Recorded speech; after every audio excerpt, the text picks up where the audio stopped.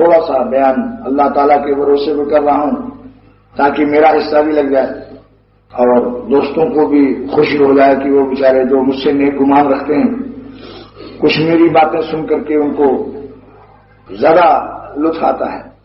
کتابوں میں اور مقرر میں فرق ہوتا ہے. وہ میری ہی تصنیف پڑھی گئی تھی لیکن میرے دل کی بات کاغذ پر آئی اور کاغذ سے آپ نے زبان عشرت سے سنا.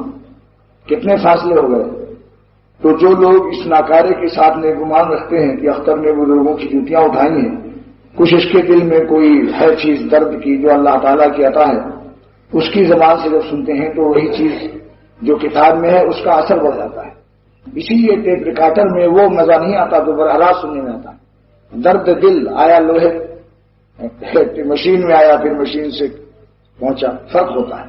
مولانا شاہ محمد احمد صاحب الہ آباد کے بڑے بزرگوں میں سے ہیں جن سے ہمارے بزرگ بھی استفادہ کرتے ہیں اور اپنے لیے دعائیں کراتے ہیں. مستجاب الدعوات مشہور ہو گئے.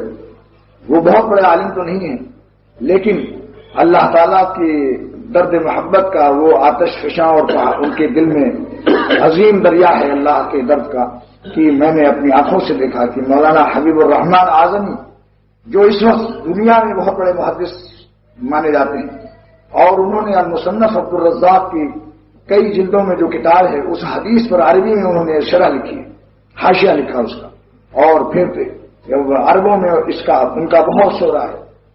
پھر دیکھتا ہوں کہ مولانا علی میاں ندوی بھی تشریف لا رہے ہیں. تو بعض وقت میں بعضوں کا علم ظاہری تو کم ہوتا ہے لیکن باطنی طور پر اللہ تعالیٰ کو محبت کا ایک دریا عطا فرما دیتے ہیں جس سے پینے کے لیے علماء ظاہر بھی پہنچتے ہیں. خوب ایک دن فرمایا کہ جو آ سکتا نہیں وہم و گما میں اسے کیا پا سکیں لفظ و معانی. جو آ سکتا نہیں وہم و گما میں اسے کیا پا سکیں لفظ و معانی. کسی نے اپنے بے پایا کرم سے مجھے خود کر دیا روح المعانی. روح المعانی تفسیر کی کتاب ہے جس کا آپ اکثر سنا کرتے ہیں میری زبان سے لیکن حضرت مولانا پرتاپ گڑھی شاہ محمد احمد صاحب فرماتے ہیں کہ کسی نے اپنے بے پایا کرم سے مجھے خود کر دیا روح المعانی. خود ان کی ذات کو اللہ تعالیٰ روح المعانی بنا دیتا ہے.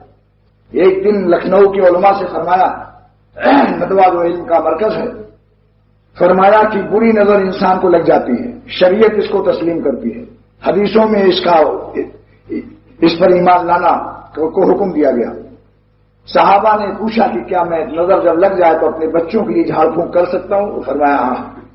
تو فرمایا کہ جب نظر لگ سکتی ہے بری نظر سے درخت ہرا بھرا سوکھ سکتا ہے ہرا بھرا جوان سوکھ کر کے کانٹا ہو سکتا ہے تو اچھی نظر اللہ والوں کی وہ اثر نہ کرے یعنی بری نظر تو اپنا اثر دکھا دے. کیا اللہ تعالیٰ کی ایسی مخلوق ہوگی کہ بری نظر تو اپنا اثر کر جائے بری اور اچھی نظر اپنا کام نہ کرے؟ یہ بات کو علماء اشش کرنے لگے ہزاروں قطار ہونے لگے اس بات میں کہ واقعی اللہ والوں کی نظر جس پر پڑ جاتی ہے اللہ تعالیٰ ان بزرگوں کی لاج رکھتا ہے. نسبت کی لاج بھی ہوتی ہے کہ یہ ہمارے کا ہمارا ہے. نسبت کی لاج بھی رکھتے ہیں اللہ تعالیٰ کہ یہ ہمارے کا ہمارا ہے. یہی چیز ہے. وسط کے پاس تو کچھ نہیں ہے. شاہ عبدالغنی صاحب رحمۃ اللہ علیہ کے زمانے میں 17 سال کی وہ جوانی کو غلامی میں سپرد کیا. گو مجھ سے حق ادا نہ ہوا لیکن اللہ تعالیٰ کی رحمت سے امید ہے کہ وہ ہمارے کے ہمارے ہیں. یہ ایک نسبت چیز ہوتی ہے.